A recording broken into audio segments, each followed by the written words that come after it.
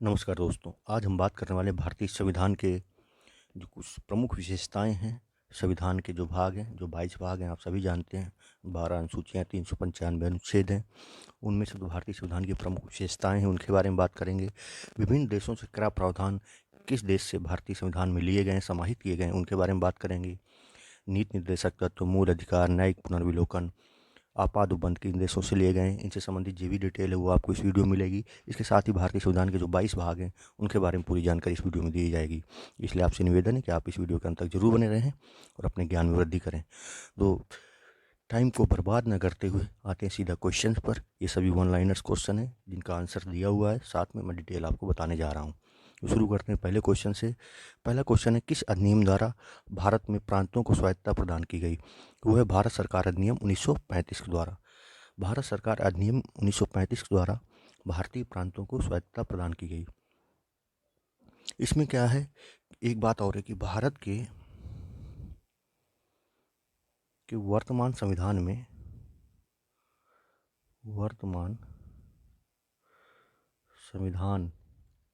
के जो अधिकांश प्रावधान है वो भारत सरकार अधिनियम 1935 से लिए गए हैं। और अगर ये पूछे ये बात किसने कही है कि भारत के वर्तमान संविधान के अधिकांश प्रावधान 1935 के अधिनियम पर आधारित हैं, ये बात कही है आइवर जेनिक्स ने।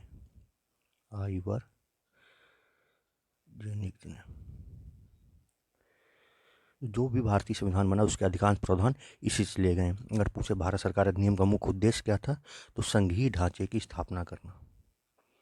संघीय ढांचे की स्थापना भारत सरकार अधिनियम 1925 था, उसका मुख्य उद्देश्य था संघीय ढांचे की स्थापना करना। अगला, अगर इसी में डिटेल और हम जाने भारत सरकार अधिनियम 1935 के बारे में, तो क्या पूछें क्या 1935 का अधिनियम व्यवहार रूप में कार्यान्वित किया गया? व्यवहार रूप में कार्यान्वित नहीं किया जा सकता भारत सरकार अधिनियम 1935। और इसी 1935 में ही 3 सूचियां दी गई थी, संघ सूची, राज्य सूची और समवर्ती सूची। ये सब भारत सरकार अधिनियम 1935 के ही विशेष प्रावधान थे। तो भारत सरकार अधिनियम विशेष प्रावधान द्वारा प्रांतों को स्वायत्तता दी गई, तथा साथ ही गवर्नमेंट ऑफ इंडिया एक्ट 1935 के द्वारा इन तीनों सूचियों के अतिरिक्त शेष शक्तियाँ गवर्नर जनरल को प्रदान की गई थी। गवर्नर जनरल को प्रदान की गई। लेकिन अगर वर्तमान में जो स्वतंत्र भारत का संविधान है उसमें शक्तियाँ केंद्र सरकार को प्रदान की गई। केंद्र सरकार यानी कि संघ सरकार को प्रदान की गई। तो भारत सरकार अधिनियम में प्रदान की गई थी गवर्नर जनरल को, वर्तमान संविधान में केंद्र सरकार को प्रदान की गई हैं। अगला क्वेश्चन है, शासन की एकात्मक पद्धति का लाभ क्या है? तो शासन की एकात्मक पद्धति का लाभ है शासन में एक रूपता। 2 प्रकार की शासन पद्धतियां हैं, संघात्मक और एकात्मक। भारत में संघीय शासन है, जबकि कुछ देशों में एकात्मक शासन है। एकात्मक शासन जैसे ब्रिटेन हो गया। तो संघात्मक शासन की पद्धति भारत में है और एकात्मक शासन। दो संघात्मक और एकात्मक शासन में अंतर क्या होता है? संघीय शासन में संविधान द्वारा संघ व राज्यों में शक्तियों का वितरण किया जाता है, किसको पास क्या पावर होंगे, कौन कौन की शक्तियों का उपयोग करेगा। जबकि एकात्मक शासन में सभी प्रावधान एक ही शक्ति के द्वारा लागू की जाती हैं। केवल स्थानीय जो शक्तियाँ होती हैं उनको जो पावर मिलते हैं वो संघ सरकार से मिलते हैं। जैसे भारत में राज्यों को जो शक्तियाँ प्रदान की गई हैं वो संविधान द्वारा प्रदान की गई है, जबकि एकात्मक राज्यों में संविधान द्वारा ये शक्तियाँ प्रदान नहीं की जाती, जबकि ये राज्य सरकार की सहमति पर निर्भर है उनको क्या क्या प्रावधान दिए जाने हैं, क्या क्या शक्तियाँ दी जानी हैं। अगला है, जिस संविधान सभा द्वारा भारत के संविधान का अधिनियम किया गया उसके सदस्य क्या थे? उसके सदस्य विभिन्न प्रांतों के विधानसभाओं द्वारा निर्वाचित सदस्य। विभिन्न प्रांतों के विधानसभाओं द्वारा जो निर्वाचित सदस्य थे उन्होंने भारतीय संविधान सभा में भाग लिया और भारतीय संविधान का निर्माण किया। अगर पूछे भारत की संविधान को जो बनने में कुल कितना समय लगा, तो हम बताएंगे 2 वर्ष। 11 माह 18 दिन, 2 वर्ष 11 माह 18 दिन में भारतीय संविधान बन गया था। और भारतीय संविधान का जनक अगर पूछें किसे कहा जाता है, तो कहा जाता है डॉक्टर भीमराव अंबेडकर को। किसको कहा जाता है? डॉक्टर अंबेडकर। अंबेडकर प्रारूप समिति के अध्यक्ष थे। प्रारूप समिति, इसमें 7 मेंबर थे। कितने मेंबर थे प्रारूप समिति में अगर पूछ ले? 7 मेंबर थे, जिसके अध्यक्ष थे डॉक्टर भीमराव अंबेडकर। अगला क्वेश्चन, भारतीय संविधान में आपात उपबंध कहाँ से लिए गए? तो भारतीय संविधान में आपात उपबंध लिए गए हैं जर्मनी के वेमर संविधान से। जर्मनी के वेमर संविधान से आपात उपबंध लिए गए हैं। अगर यही पूछ ले कि संसदीय प्रणाली कहाँ से ली गई है? संसदीय प्रणाली ये ली गई है ब्रिटेन से। अगर आपात उपबंध कौन कौन से हैं भारतीय संविधान में वर्तमान में? 352, 356, 360, ये तीनों ही अनुच्छेद 352, 356, 360 है। इसके बाद डिटेल जानकारी आप कहने पर। तो कैबिनेट मिशन क्या है? कैबिनेट मिशन 24 मार्च 1946 को भारत आया। ये किसने बनाया था? ये बनाया था ब्रिटेन के प्रधानमंत्री क्लीमेंट एटली ने। एटली ने बनाया था। अगर पूछे इस मिशन में कितने मेंबर थे? 3 मेंबर थे। कौन कौन थे? स्टेफर्ड क्रिप्स, पैट्रिक लॉरेंस और एमवी अलेक्जेंडर। इन्हीं की सिफारिश पर संविधान सभा बनाई गई थी और अंतरिम सरकार के निर्माण के विषय में चर्चा हुई थी। तो भारतीय संविधान सभा किसके कहने पर बनाई गई? कैबिनेट मिशन पर। भारतीय संविधान सभा का अध्यक्ष कौन था? ये था डॉक्टर राजेंद्र प्रसाद। ये थे स्थायी अध्यक्ष और ये भारत के प्रथम राष्ट्रपति भी थे। अगर अस्थायी अध्यक्ष पूछ लेते थे सच्चिदानंद सिन्हा।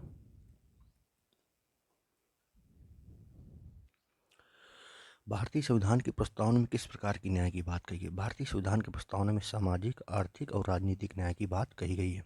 3 प्रकार के न्याय की बात कही गई। ये इंपॉर्टेंट क्वेश्चन है। भारत की संविधान की प्रस्तावना में 3 प्रकार के न्याय की बात कही गई है। सामाजिक, आर्थिक और राजनीतिक न्याय की बात। संविधान की प्रस्तावना में भारत को किस रूप में घोषित किया? संविधान की प्रस्तावना में भारत को एक पूर्ण प्रभुता संपन्न, समाजवादी, पंथ निरपेक्ष लोकतांत्रिक गणराज्य के रूप में घोषित किया गया।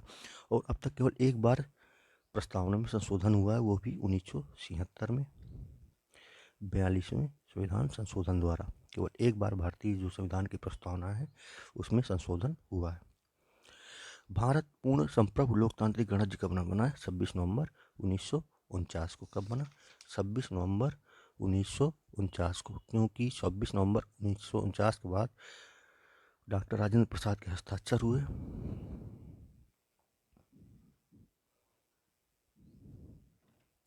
और भारतीय संविधान के कुछ प्रावधानों को लागू कर दिया गया।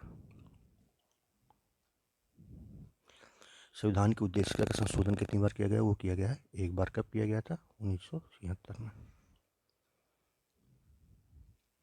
भारतीय संविधान में संघीय शब्द का प्रयोग कहाँ पर हुआ है? भारतीय संविधान में संघीय शब्द का प्रयोग कहीं भी नहीं हुआ है, क्योंकि भारत को कहा गया है यूनियन ऑफ स्टेट्स, न कि फेडरेशन ऑफ स्टेट्स।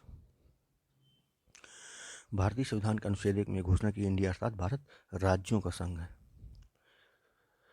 किस अनुच्छेद में इंडिया को भारत कहकर कहा गया है? अनुच्छेद 1 में। भारत में किस प्रकार का संघवाद देखा जाता है? संघ बनाकर राज्यों का गठन करना, अर्थात संघ का निर्माण किया गया है, लेकिन जो राज्यों का निर्माण है उनकी सीमाओं में परिवर्तन है, ये सब साधारण संविधान संशोधन विधेयक से, साधारण बहुमत से जो संविधान संशोधन विधेयक होते हैं उनके माध्यम से उनकी सीमाओं में परिवर्तन किया जा सकता है, नए राज्यों का निर्माण किया जा सकता है। तो इस प्रकार का संघवाद देखा जा सकता है, जिसको कुछ लोगों ने, केसी व्हीयर ने अर्धसंघीय संविधान कहा है। किसने? केसी व्हीयर। अगला, भारतीय संविधान कब लागू हुआ? भारतीय संविधान लागू हुआ पूर्ण रूप से 26 जनवरी 1950 को। इसलिए 26 जनवरी को गणतंत्र दिवस भी मनाते हैं।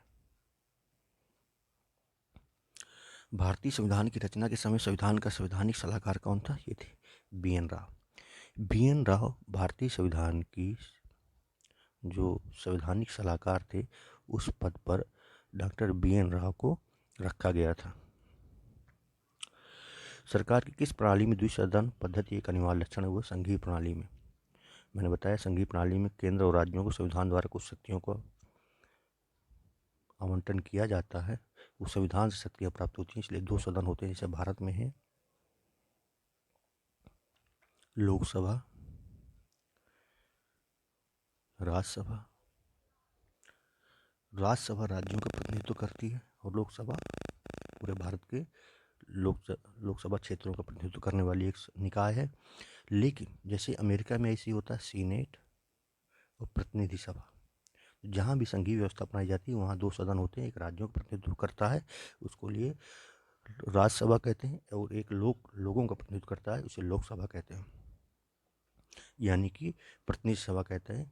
तो देश के आम नागरिकों की प्रतिनिधि सभा होती है, जो प्रतिनिधित्व के माध्यम से, चुनाव के माध्यम से चुनकर आते हैं। भारत एक कैसा देश है? भारत एक लोकतांत्रिक देश है। भारत क्या है? एक लोकतांत्रिक देश है, क्योंकि यहाँ पर वयस्क मताधिकार, जो भी 18 वर्ष से ऊपर के लोग हैं उसमें मतदान में भाग लेते हैं, अपने प्रतिनिधियों का चुनाव करते हैं, इसलिए भारत एक लोकतांत्रिक देश है। भारत में एकल नागरिकता की अवधारणा अपनाई गई है इंग्लैंड से। जैसे अमेरिका में एक राज्य की नागरिकता होती है और एक होती है केंद्र की। वैसे भारत में ऐसा नहीं होता, भारत में केवल एक ही नागरिकता होती है, वो भारत देश के नागरिक की। तो एकल नागरिकता इंग्लैंड में भी यही प्रावधान है, इंग्लैंड से ली गई है। संविधान का कौन सा भाग नागरिकता के प्रावधानों से संबंधित है? संविधान का भाग 2। जो संविधान का भाग 2 है वो नागरिकता के प्रावधानों से संबंधित है। नागरिकता के प्रावधान क्या है? नागरिकता के प्रावधान ये हैं कि किन नागरिकों को भारत की नागरिकता दी जाएगी, किन को नहीं दी जाएगी, किन नागरिकों को क्या मतलब क्या सुविधाएं दी जाएंगी, क्या नहीं दी जाएंगी। अनुच्छेद 5 से लेकर 11 तक के जो भी प्रावधान है वो नागरिकता से संबंधित हैं। ये सब संविधान के भाग 2 में है। भारतीय संघवाद किस देश के निकट है? भारतीय संघवाद जो निकट है कनाडा के, क्योंकि कनाडा में भी जो अवशिष्ट शक्तियाँ हैं वो केंद्र में निहित है। केंद्र में निहित है। जैसे आपको अगर ना पता हो तो मैं बता देता हूँ। 3 प्रकार की अनुसूचियाँ होती हैं। सूची है राज्य सूची, संघ सूची, समवर्ती सूची। राज्य सूची में राज्य सरकार कानून बनाती है, संघ सूची में संघ सरकार कानून बनाती है, समवर्ती सूची में संघ और राज्य दोनों बना सकते हैं। लेकिन अगर संघ का कानून उसी विषय में बना है जिसमें राज्य ने बनाया है तो संघ का कानून मान्य होगा। लेकिन इसके अलावा अगर कोई विषय बस गया है, अवशिष्ट है, तो उसमें केंद्र सरकार कानून बनाती है। अमेरिका में जबकि राज्य सरकार कानून बनाती है। भारतीय संविधान ने भारतीय महासंघ की योजना किसे लिए? अभी मैंने बताया कनाडा से लिए। नीति निर्देशक तत्व किस देश से लिए गए हैं? नीति निर्देशक तत्व आयरलैंड से लिए गए हैं। मूल अधिकार यूएसए यानी कि अमेरिका से लिए गए हैं। संविधान संशोधन की प्रक्रिया साउथ अफ्रीका से ली गई है। मूल कर्तव्य रूस से लिए गए हैं। उपराष्ट्रपति का पद अमेरिका से लिया है, क्योंकि अमेरिका में भी जो उपराष्ट्रपति होता है वो सीनेट का सभापति होता है। भारत में उपराष्ट्रपति राज्यसभा का सभापति होता है।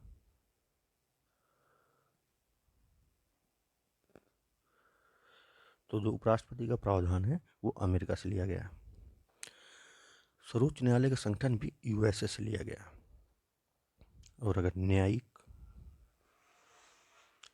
पुनर्विलोकन की जो ताकत है वो भी अमेरिका से ही ली गई है। जो यूएसए में सर्वोच्च न्यायालय करता है वही भारत में भारत का सर्वोच्च न्यायालय करता है। उसमें थोड़ा सा अंतर है बस।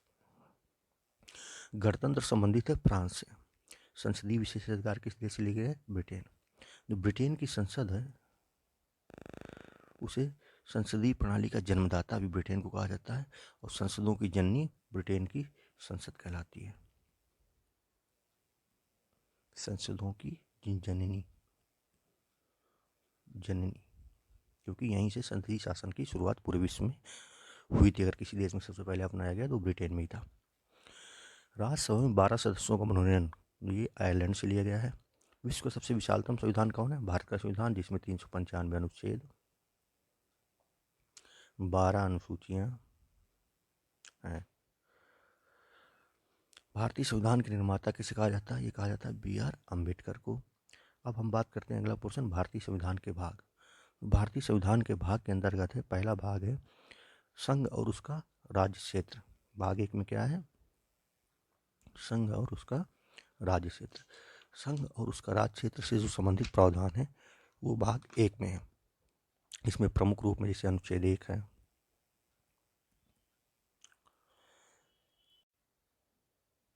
अनुच्छेद 1 है। अनुच्छेद 1 क्या है? संघ का नाम और राज्य क्षेत्र। संघ का नाम, राज्य क्षेत्र। अनुच्छेद 2 नए राज्यों का प्रवेश या स्थापना। अनुच्छेद 3 और अनुच्छेद 4। जो चारों अनुच्छेद हैं संघ और उनका राज्य क्षेत्र, ये भाग 1 में। संविधान किस भाग में? भाग 1 में। भारतीय संविधान कुल कितने भाग हैं? अगर अभी मैंने बताया था 22 भाग हैं। 22 भागों में भारतीय संविधान को विभाजित किया गया है। उसमें जो पहला भाग है संघ और उनका राज्य क्षेत्र से संबंधित है। अगला क्वेश्चन है नागरिकता। भाग 2 में क्या है? नागरिकता। 5 से लेकर 11 तक, जो अनुच्छेद 5 से लेकर 11 तक नागरिकता संबंधी प्रावधान है, वो भाग 2 में है। भाग 3 में क्या है? भाग 3 में मूल अधिकार। मूल अधिकार आपको पता ही है, 12 से लेकर 35 तक मूल अधिकार दिए गए हैं। तो मूल अधिकार में कितने मूल अधिकार हैं? 6 मूल अधिकार हैं। पहले थे 7। तो संपत्ति का जो मूल अधिकार है उसको हटा दिया गया है, इसलिए अब कितने बचे हैं? 6 मूल अधिकार बचे हुए हैं। तो 6 मूल अधिकारों में भी जानकारी है वो भाग 3 में दी गई है। भाग 4 राज्य के नीति निर्देशक तत्वों से है, जो अनुच्छेद 36 से 51 तक है। ये भाग 4 में मूल कर्तव्य भी भाग 4 में ही है। ये स्वर्ण सिंह समिति की सिफारिशों पर मूल कर्तव्य जोड़े गए थे 42वें संविधान संशोधन द्वारा, जो कब हुआ था? 1976 में, इंदिरा गांधी के शासनकाल में। भाग 5 संघ से संबंधित है। संघ से संबंधित जो भी अनुच्छेद हैं, अनुच्छेद 52 भारत का राष्ट्रपति, अनुच्छेद 53, 54, 78 इत्यादि जितने भी महत्वपूर्ण अनुच्छेद हैं, 74, ये सब भाग 5 में है। भाग 6 राज्यों से संबंधित है, जिसमें क्या है? राज्यपाल से संबंधित उपबंध, मुख्यमंत्री, महाधिवक्ता, अन्य जितने भी पदाधिकारी हैं जो शासन प्रणाली से संबंधित, भाग 6 में है। भाग 7 को क्या कर दिया गया? निरस्त कर दिया गया। भाग 8 संघ राज्य क्षेत्र के बारे में जानकारी है। भाग 9 पंचायतों से संबंधित है। पंचायतों का अगर संवैधानिक दर्जा पूछे तो 73वां संविधान संशोधन के माध्यम से दिया गया था। 74 के माध्यम से नगर पालिकाओं से संबंधित प्रावधान है। अगर पूछे देश में सबसे पहले पंचायती राज की स्थापना कहाँ हुई थी, तो राजस्थान में हुई थी, नागौर में, 1959 में। तो भाग 9 में क्या क्या है? 9 का नगर पालिका, 9 का सहकारी समितियां। वर्तमान सहकारी समितियों संबंधित मंत्री कौन है? अमित शाह जी हैं। और ये सभी प्रावधान भाग 9 में है। संबंधित जो प्रावधान है, क्षेत्रों संबंधित प्रावधान है, वो भाग 10 में है। और अगर अनुसूचियों के हिसाब से देखें, वो है 5वीं अनुसूची। 5वीं अनुसूची इसमें कौन से प्रावधान है? असम के बारे में, मेघालय के बारे में, त्रिपुरा के बारे में, मिजोरम के बारे में, 4 राज्यों के बारे में, असम, मेघालय, त्रिपुरा और मिजोरम के बारे में जो विशेष उपबंध हैं इस भाग में दिए गए हैं। जैसे 5वीं अनुसूची और 6वीं अनुसूची दोनों ही इसमें 5 और 6 अनुसूची से संबंधित जो भी प्रावधान है वो भाग 10 में अनुसूचित जाति एवं जनजाति से संबंधित है। भाग 11 संघ और राज्यों के बीच संबंधों से रिलेटेड है। तो संघ और राज्य के बीच में संबंध है संघ सूची, राज्य सूची, समवर्ती सूची। इनमें जो विषय हैं उनसे संबंधित सभी प्रावधान भाग 11 में है। भाग 12 वित्त और संपत्ति संबंधी संविधाएं और वाद से संबंधित है। जो वित्त से रिलेटेड प्रावधान है, जैसे अनुच्छेद 280 वित्त आयोग से संबंधित है। वित्त आयोग, इससे रिलेटेड जो भी प्रावधान है ये भाग 12 में है। भाग 13 है भारत के राज्यों के बीच क्षेत्र के भीतर व्यापार, वाणिज्य और समागम। व्यापार, वाणिज्य और समागम से संबंधित जो भी प्रावधान है वो भाग 13 में है। भाग 13 में क्या है? भारत के क्षेत्र, राज्य, व्यापार, वाणिज्य और समागम से संबंधित जो भी प्रावधान है वो क्या है? भाग 13 में। अब बात करते हैं भाग 14। भाग 14 में क्या है? संघ और राज्यों के अधीन सेवाएं। संघ और राज्यों के अधीन जो सेवाएं हैं, अनुच्छेद 308 से लेकर 323 तक के जो भी प्रावधान है वो क्या है? भाग 14 में। जैसे अनुच्छेद जो 312 है वो प्रावधान करता है नई अखिल भारतीय सेवाओं के सृजन के संबंध में प्रावधानों का उल्लेख किया गया इसमें। जैसे अगर राज्यसभा 2/3 बहुमत से कोई प्रस्ताव पारित कर दे तो उसमें संघ सरकार राज्य के विषय पर या संघ सरकार किसी नई जो अखिल भारतीय सेवा है उसका निर्माण कर सकती है राज्यसभा के कहने पर। इससे जो ये भी जो जितने भी संबंधित रिलेटेड प्रावधान है ये सभी भाग 14 में है। अगला है 14 का ये अधिकरण, जैसे NGT एक अधिकरण है, राष्ट्रीय हरित प्राधिकरण। भाग 15 निर्वाचन से संबंधित है। निर्वाचन संबंधी मतलब अनुच्छेद जैसे 324 है निर्वाचन आयोग के बारे में। निर्वाचन आयोग के बारे में जो भी निर्वाचन से संबंधित प्रावधान है ये भाग 15 में दिए गए हैं कि निर्वाचन में क्या प्रावधान होंगे, निर्वाचन प्रक्रिया कैसे होगी, जितने भी प्रावधान है भाग 15 में। जैसे अगर इसमें डिटेल में जाएं, अनुच्छेद 324, 325, 326, 327, 328, 329, ये 329 ये सभी जो प्रावधान है ये भाग 15 में निर्वाचन संबंधित हैं। जैसे निर्वाचन क्या करता है? राष्ट्रीय पार्टी का दर्जा देना, राज्य पार्टी का दर्जा देना, राज्य स्तरीय दल का दर्जा देना, ये सभी क्या था? ये भाग 15 में निर्वाचन संबंधी जितने भी प्रावधान है वो भाग 15 में अनुच्छेद 324 से लेकर 329 तक। अगला है कुछ वर्गों के संबंध में विशेष उपबंध। कुछ वर्गों के संबंध में विशेष उपबंध जो प्रावधान है ये किसमें है? ये भाग 16 में है। भाग 16 में क्या है? कुछ वर्गों से संबंधित विशेष प्रावधान। अब कुछ वर्ग संबंधित जो विशेष प्रावधान किस अनुच्छेद तक है? वो अनुच्छेद 330 से लेकर 342 तक का जो भाग है भाग 16 में आता है। जैसे SC हो गया, ST हो गया, OBC हो गया, इन सबसे रिलेटेड जो विशेष प्रावधान है, जो आरक्षण की व्यवस्था है, जनगणना किस आधार पर होगी, ये सभी जो प्रावधान है ये सब भाग 16 में। अब आते हैं भाग 17। भाग 17 राज्य की भाषाओं से संबंधित है। जैसे राज्य की राजभाषा कौन सी होगी, कितनी मान्यता प्राप्त भाषाएं कौन सी है, ये सभी भाग 17 में दिया गया है। भाग 17 में क्या दिया गया है? भाषाएं हैं जितनी और जो भी राजभाषा होगी वो सब भाग 17 में। जैसे सपोज हिंदी क्या है? राजभाषा।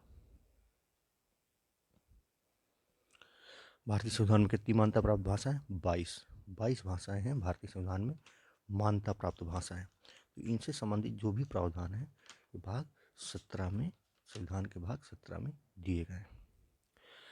अगला है 18 में आपात उपबंध। आपात उपबंध में कितने अनुच्छेद आते हैं? मान लीजिए 352, 356, 360।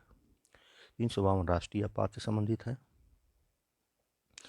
356 राष्ट्रपति शासन और 360 वित्त आपात से संबंधित है। ये भी एक बता दूं, आज तक भारत में वित्त से संबंधित आपातकाल नहीं लगाया गया है। 19 को प्रकीर्ण कर दिया गया है। 20 संविधान के संशोधन से संबंधित है। जो संविधान के संशोधन की प्रक्रिया है भाग 20 में दी गई है। किस अनुच्छेद के अंतर्गत संविधान के संशोधन की प्रक्रिया? अनुच्छेद 368 में। 368 में संविधान के संशोधन की प्रक्रिया दी गई है। तो भारतीय संविधान के दोनों सदनों में बहुमत कितने बहुमत से, 2/3 बहुमत से, कितने विधेयकों के लिए राज्यों के अनुसमर्थन की आवश्यकता है, ये संबंधी जो भी प्रावधान है, किन संविधान संशोधन को साधारण बहुमत से किया जा सकता है, ये सभी भाग 20 में दिया गया है। भाग 21 अस्थायी संक्रमणकालीन विशेष उपबंधों संबंधित है। जैसे अस्थायी उपबंध था क्या था? अनुच्छेद 370 से संबंधित अभी परिवर्तन किया गया है, जम्मू कश्मीर को केंद्र शासित प्रदेश बनाया गया है। ऐसे जो अस्थायी उपबंध थे, विशेष उपबंध थे विभिन्न राज्यों के लिए, वो सब भाग 21 में। अगला है भाग 22। ये भाग 22 है संक्षिप्त नाम प्रारंभ, हिंदी में प्राधिकृत पाठ और निरसन। जो हिंदी का वर्जन है संविधान का, हिंदी वर्जन भारत का संक्षिप्त नाम क्या होगा,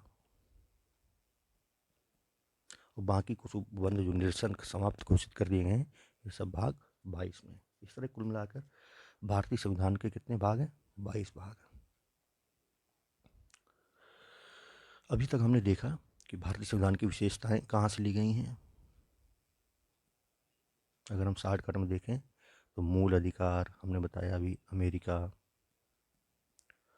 कर्तव्य बताया मैंने रूस, आपात उपबंध जर्मनी, संविधान संशोधन लिया गया अफ्रीका से, दक्षिण अफ्रीका से। इसे संविधान के भाग बताए 22 भाग। इस तरह पूरी संविधान को मैंने थोड़े समय में संक्षिप्त में विशेष जो जानकारी वो पूरी देने की कोशिश की है। मुझे उम्मीद है आपको वीडियो अच्छा लगा होगा। अगर ये वीडियो अच्छा लगा हो तो वीडियो को लाइक ज़रूर करें, चैनल को सब्सक्राइब करें और जुड़े रहें हमारे साथ। अपना समय देने के लिए धन्यवाद, शुक्रिया।